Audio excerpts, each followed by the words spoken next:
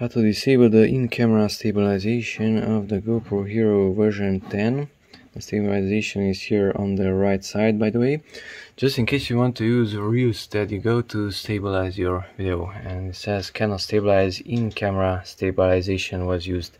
So that in-camera stabilization has to be disabled from here, from the right side. So tap on that one, and instead of standard, now it's more visible, slide it down, and now it's off. So stabilization was disabled. If you want to use ReelSteady, you should modify also the aspect ratio.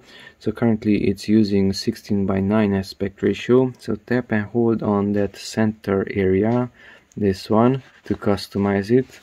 Okay, and 4K 60 is mentioned here. Tap on that one. And don't use that 4K, which is 16:9, but use 4K 4:3 aspect ratio, which is up there. So tap on that one. Unavailable with super view.